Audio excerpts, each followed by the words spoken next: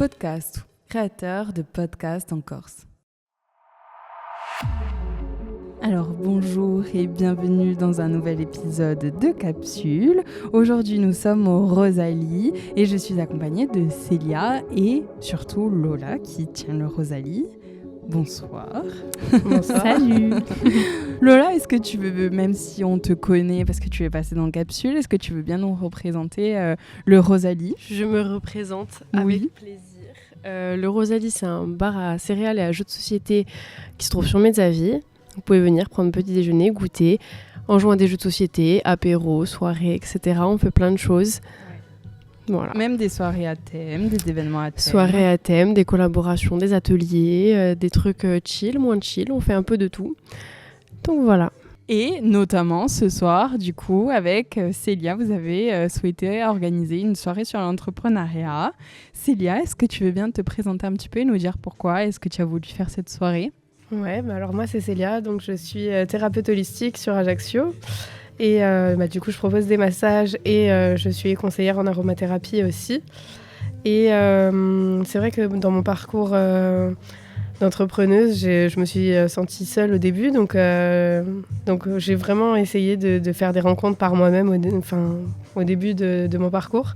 Et donc, c'était important pour moi de continuer à proposer ça et de toujours faire des soirées, de rencontrer de nouvelles personnes, d'échanger, de partager.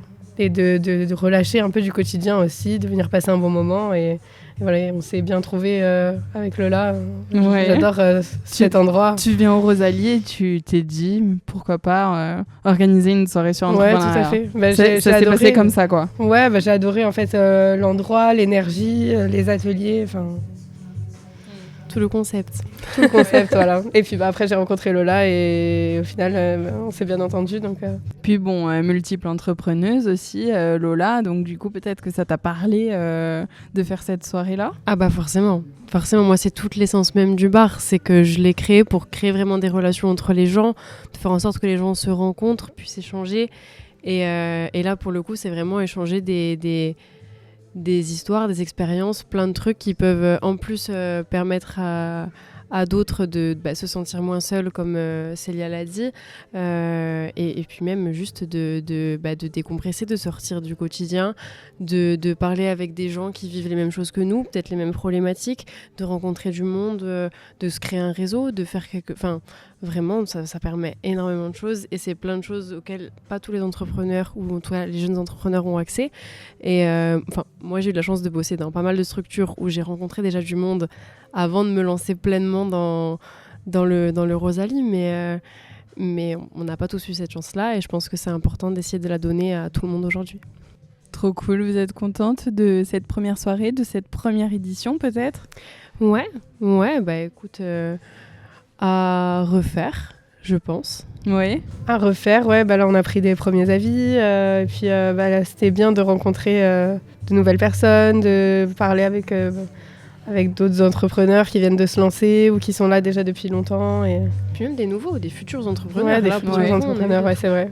Ouais, on a eu un peu de tout, donc c'est assez inspirant. Et puis même de voir, on a eu des jeunes entrepreneurs aussi. Très jeunes et du coup c'est inspirant de voir que les jeunes aujourd'hui veulent entreprendre dès le plus jeune âge. En fait c'est génial.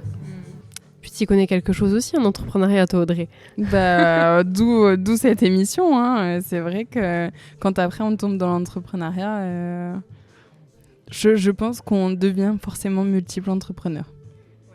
Après, c'est t'as une idée et vu que t'as plus peur de te lancer, tu te lances. C'est ça. En fait, le premier cap est le plus dur à franchir. Après, ça vient tout seul. Ouais, c'est ça. Hâte de la prochaine édition et on reviendra pour faire un micro-comptoir. Parfait. J'adore ce nom. Ouais.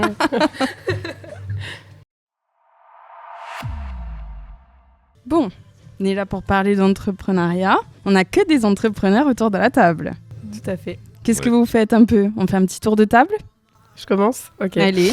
Alors, moi, je suis thérapeute holistique. Donc, je fais des massages personnalisés pour prendre soin des personnes. J'allie aussi l'énergétique dans ces massages et les huiles essentielles.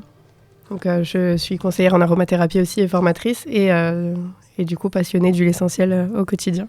Et bonjour. Donc moi, pareillement, je suis également conseillère et formatrice pour le laboratoire doTERRA. Et je propose également des massages bien-être sur la base des huiles essentielles pour les enfants, les adultes et également les animaux. Et quelque chose qui me passionne. Et moi, je suis Johan, je suis créateur de la marque Oumash que j'ai lancée depuis le 20 février et qui démarre tranquillement. Voilà. Une marque de prêt-à-porter homme qui pour l'instant propose surtout des t-shirts qui va mettre en avant certains éléments de la culture corse et notamment des figures emblématiques corse ou des mots qui vont désigner certains traits de caractère des hommes. Disponible en ligne. Disponible en ligne, oui. Et Ok. sur Instagram. Super. Voilà. Bah, trop cool. Ça s'est bien passé. Vous avez toujours voulu entreprendre? Ça, c'est ma question spéciale. Pour lancer un peu les discussions. Justement, non. Moi, c'est vraiment d'être salariée, ça m'a pas, c'était pas fait pour moi. Ouais. Donc, Tu as fait quoi avant? plein de choses, vendeuse, réceptionniste. J'aimais bien un peu découvrir chaque métier parce que je savais pas ce que je voulais faire. Et je suis vraiment, j'avais toujours l'habitude de prendre soin de moi, le bien-être, tout ça. Et puis je me suis dit pourquoi pas. Ok. Voilà. Et je me suis lancée comme ça sur un coup de tête. Ouais. Ouais. Bon, sur un coup de tête, mais accompagné quand même. Oui, accompagnée bien sûr. Mais j'ai fait vraiment une formation comme ça sur un coup de tête et je me suis dit bon allez on teste et on verra. Et puis aujourd'hui c'est mon métier quoi. Donc À quel âge? à 27 ans. Bon, Ouais. c'était quand même très très jeune, hein? Ouais, très très jeune. Ouais, ça fait 3 ans à peu près, donc je me suis lancée à 24 ans. Et voilà, 3 ans que je vis du bien-être et je suis passionnée, donc Oui. donc ça c'est Donc cool. ce Ouais, n'est que le début. c'est ça. Trop cool. Moi, pareil, ça m'est un peu tombé dessus il y a 3 ans. J'avais pas du tout en tête de devenir un jour entrepreneuse, loin de là. À la base, je suis éducatrice spécialisée. Et j'adorais mon métier, puis je me suis rendu compte pareil qu'en fait ce système-là, ce qu'on nous demandait en tant qu'éducateur spécialisé d'être plus sur la quantité que la qualité quand on travaille au service d'humains, ce n'est pas possible. Oui. Voilà, donc... Alors que si tu tombes dans ce métier, normalement, c'est pour le social, c'est pour le côté... C'était exactement aider les... pour ça. J'ai toujours su que je voulais travailler avec l'humain. Vraiment dans le social, d'accompagner, de soutenir. Et je m'étais dit, voilà, j'ai adoré mes études, j'ai adoré les quelques années où j'ai travaillé, mais la demande après bureaucratique, où on passait plus de temps à justifier son travail qu'à le faire, non. C'était plus possible et j'avais pas envie de terminer en burn-out ou en frustrée, triste, en colère.